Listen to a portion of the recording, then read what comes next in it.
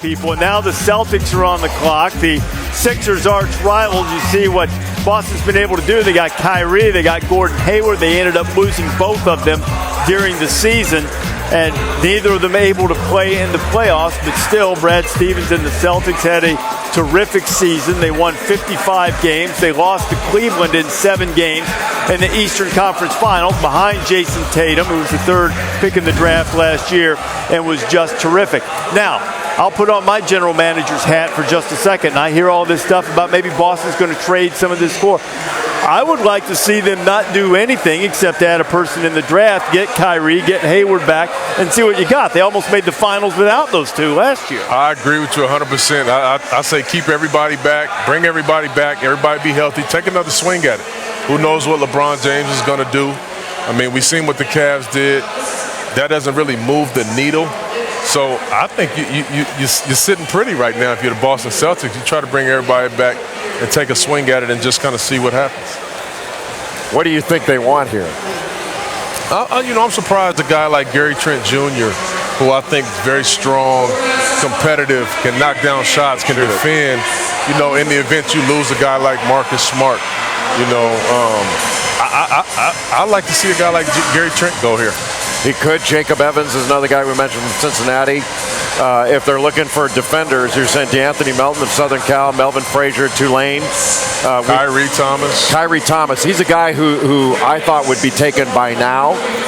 And he's a guy, he's a great teammate. He plays his tail off, and an excellent perimeter defender from Creighton. The one thing you know about the Celtics is that Danny Ainge is always active, always looking to try to find a way to better his team. Of course, in Kyrie's absence, they had Terry Rozier, former Louisville player, really step up this season too and make his mark to be a productive player. Woj is back with us now. Adrian Martinowski. Adrian, what do you have for us right now?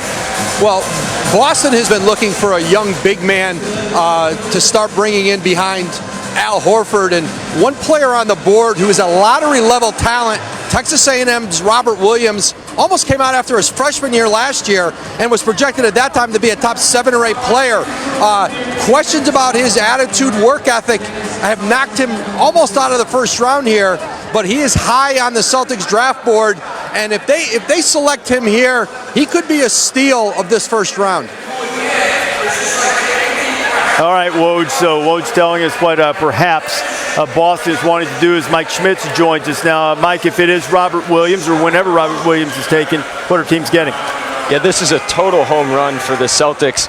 27th pick, another 27th pick, Clint Capella. I think there are some similarities with those two in terms of how they can function in the NBA. 6'10", 7'5" wingspan, can get up and down in transition when he's motivated. The best lob catcher in this draft, protects the rim, can switch on the perimeter. I think he's a little bit of a college casualty in terms of how they used him at Texas A&M.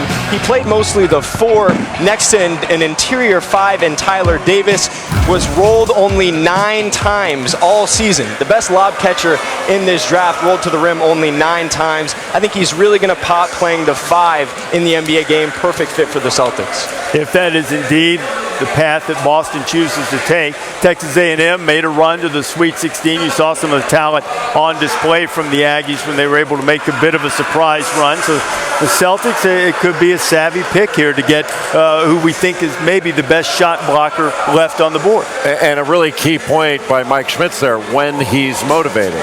And he's got to be motivated to play every night. If Boston does take him, you would think that Robert Williams would be motivated to fit into a team that's Eastern Conference Finals and has a chance to compete for an NBA championship when healthy. Because he is, athletically, he's top 5 in this draft. There's no question about it. And he reminds me a little bit of another Texas A&M guy. I mentioned it before, DeAndre Jordan. He was a 2nd-round draft pick, no offensive game, but he can run the floor, he can block shots, protect the rim, and he can finish plays. He does one thing that nobody on the Celtics can do.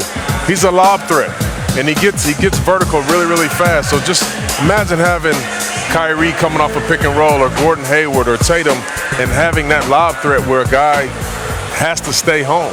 I mean, it opens up a lot of different things on the floor. I think, like Mike Smith said, it's a home run play if you're the Boston Celtics.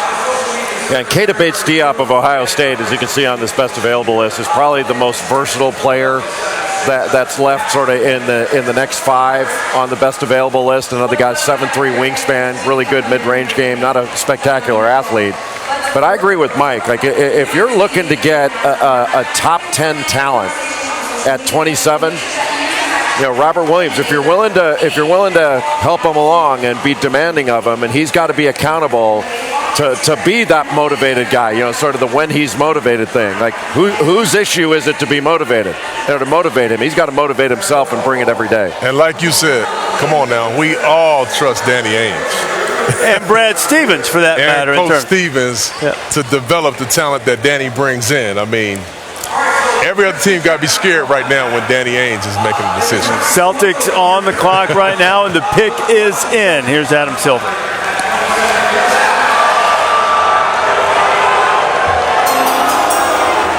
With the 27th pick of the 2018 NBA Draft, the Boston Celtics select Robert Williams from Texas A&M University. The dimension that Jay and Chauncey were talking about is now a part of the Celtics team. Robert Williams averaged 2.5 blocks, played just about 25 minutes per game. Here's a look at the Big Aggie, JB. Robert Williams has a 7'6" wingspan, and he can really get off the ground. He is a powerful athlete with a great frame. He is explosive.